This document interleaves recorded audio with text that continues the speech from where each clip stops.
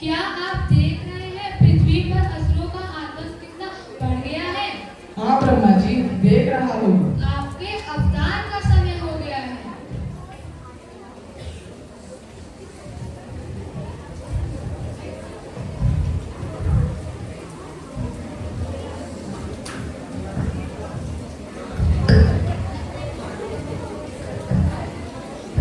कि मेरी लाडली बहन है, मैं इसका विवाह वासुदेव से कराऊंगा।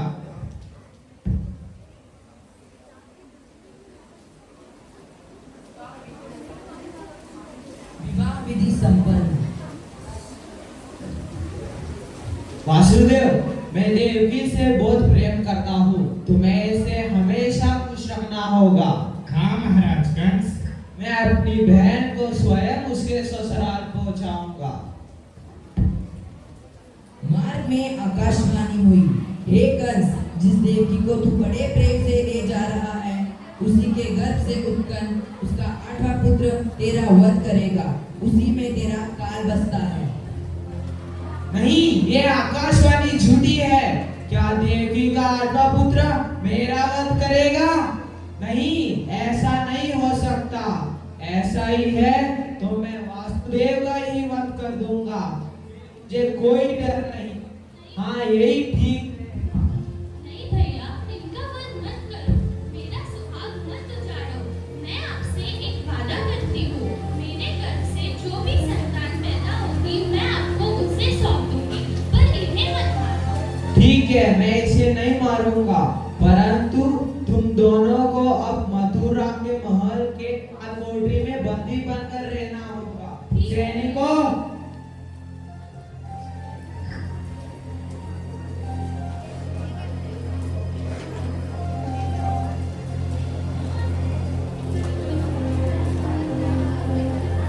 देवकी और वसुदेव कारागृह में दुखी थे। देवकी ने बालक को जन्म दिया। बच्चे की रोने की आवाज आई।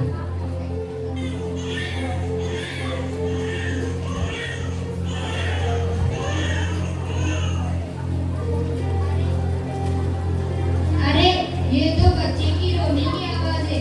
मुझे महाराज को सूचित करना होगा। महाराज कंस की जय हो, महाराज कंस की जय हो। कारागृह में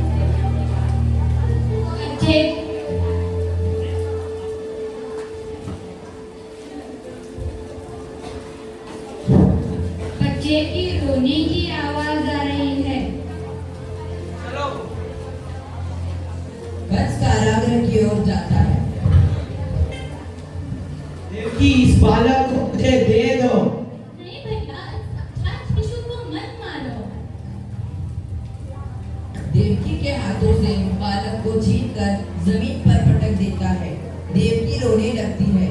इस प्रकार कंस देवकी के 7 बालकों की हत्या कर देता है। वसुदेव और देवकी बहुत दुखी थे। अब के बाद देवकी फिर से गर्भवती थी 8वें पुत्र के लिए। अब देवकी के 8वें पुत्र के जन्म का समय निकट आ रहा था। सैनिक, देवकी के 8वें बच्चे का समय निकट आ रहा है, पहरा और बढ़ा दो। जी महाराज। देवकी और वसुदेव कारागृह में बंदी होने की बात वसुदेव के मित्र नंद के कानों तक पहुंच चुकी थी।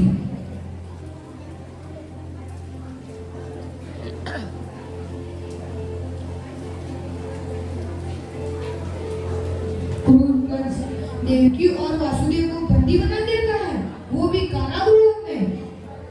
अब देवकी अपने 8वें पुत्र को जन्म देने वाली है और यशोदा भी अपने शिशु को जन्म देने वाली है। मुझे उनकी सहायता करनी होगी।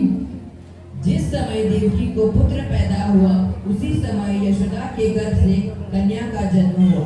वह एक माया थी। भाद्रपद के कृष्ण पक्ष की अष्टमी के रोहिणी नक्षत्र में श्री कृष्ण का जन्म हुआ। देवकी मूर्छित थी। वसुदेव के सामने प्रकाश उत्पन्न हुआ।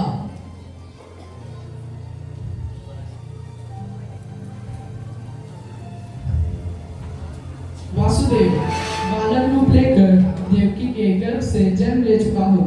मेरा यह अवतार कंस के संहार के लिए ही हुआ है। अब देर ना करो, तुम मुझे तत्काल गोकुल में नंद के यहाँ पहुँचा दो और उनकी अभी अभी जन्मी कन्या को कंस को सौंप दो।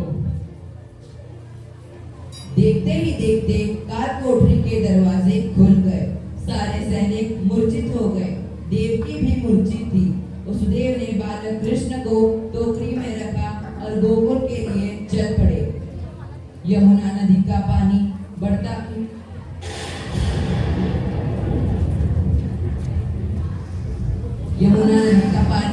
ही जा रहा था। वसुदेव नारायण से याचना करने लगे। यमुना नदी ने मार्ग दिया और वसुदेव गोकुल के पहुंच गए।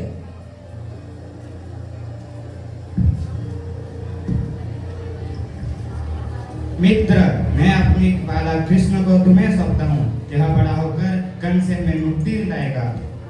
लाओ मित्र वसुदेव, अभी यशोदा बेहोश है। मैं इस बालक को यशोदा के बगल में सुला देता हूँ। तुम इस कन्या को लेके चले जाओ।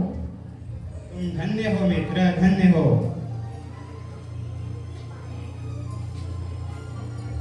वसुदेव कारागृह में लौट आते हैं और उनके आते ही कारागृह के दरवाजे बंद हो जाते हैं। बच्चे की रोने की आवाज। यह तो बच्चे की रोने की आवाज है। मैं महाराज को सूचित कर देता हूँ। देवकी, हमारे यहाँ आठवें पुत्र ने नहीं, कन्या ने जन्म दिया है। कंस महाराज की जय हो, कंस महाराज की जय हो। महाराज, कारागृह में से बच्चे की रोने की आवाज आ रही है और देवकी ने पुत्र को नहीं पुत्री को जन्म दिया है। ऐसे कैसे हो सकता है? शायद मेरे प्रकोप से भगवान भी डर गए।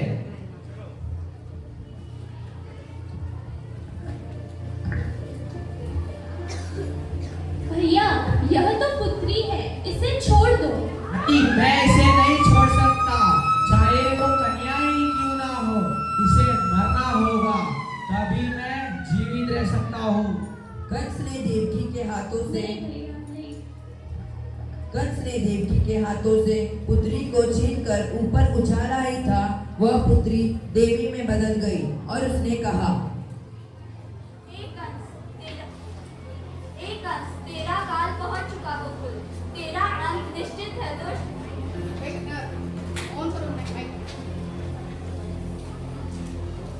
एक अंश, तेरा काल पहुंच चुका गोकुल, तेरा अंत निश्चित है दुष्ट।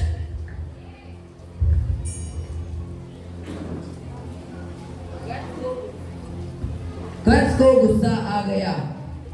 कंस दैत्य और राक्षसों को भेजने लगा ताकि वो कृष्णा को मार सके, परंतु उनकी कोशिश असफल रही।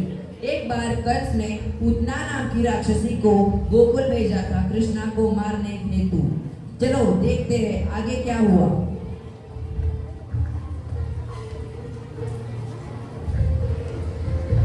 प्रणाम महाराज।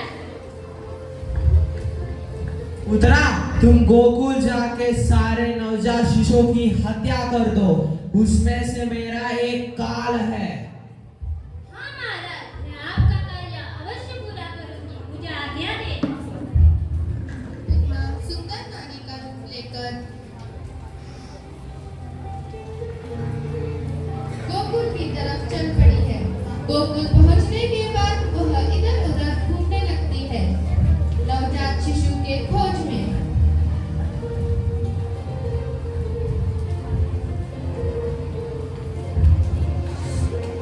गोपियां पनघट पर चर्चा करती है। वह पूतना सुन लेती है। पता है सखियों, यशोदा और नंद के यहाँ जिस बालक ने जन्म लिया है वो बहुत ही तेजस्वी और मनमोहक है। यशोदा का लल्ला तो बहुत सुंदर है, हमारी तो उससे नजर ही नहीं हटी। पता है सखियों, जब वो मेरी गोद में था तब वो मुझे ममता की तरह आनंद प्राप्त हुआ। सखियों, तुम किस बालक के बारे में बात कर रहे हो? आपको को कब देखा नहीं गोकुल में? हाँ, मैं यादव कुल की देवी हूँ और नवजात जाति को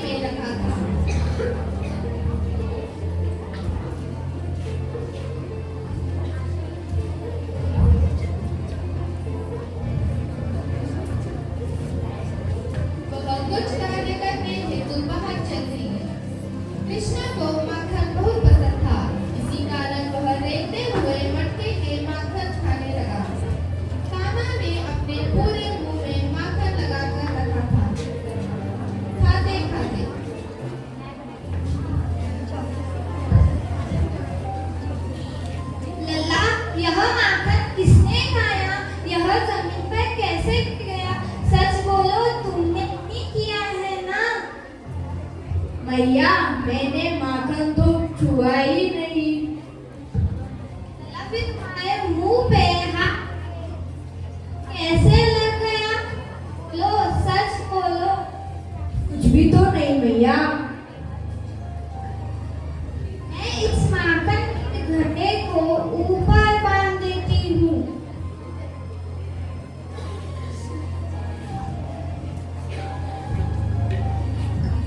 आज से तुम माखन नहीं खाओगे। काना ऊपर के मटके से माखन निकालने की कोशिश करता है, परंतु वह बहुत ऊपर रहने के कारण नहीं खा पाता। तब काना अपनी मैया से विनती करता है, मैया मुझे थोड़ा माखन दे दो ना। यशोदा अपने पुत्र कृष्णा से बहुत प्रेरित करती थी। उसका मुंह देखकर ही वह अपने लल्ला को अपने करीब बिठाकर माखन खिलाती है।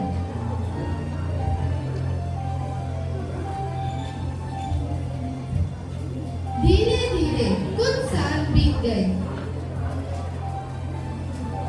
कान्हा बड़ा हो गया। वह छुप छुप कर गोपियों के मटके अपने गुलेल से फोड़ने लगता है। सारी गोपियां कृष्णा की बंसी के मधुर आवाज से मगन हो जाती थी।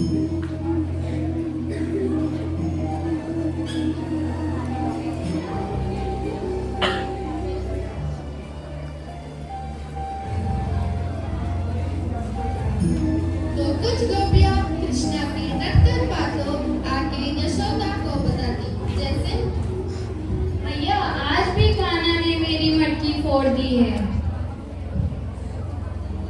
यशोदा नाराज हो जाती, कृष्णा को बहुत डांटती और बाद में समझाती भी। तुमने फिर से गोपियों की मटकी फोड़ी।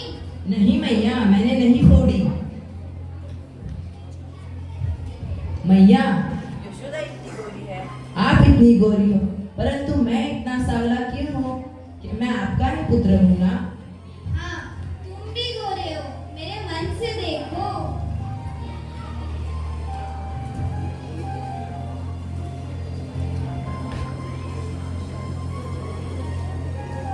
श्री कृष्ण को अपने कंस मामा के बारे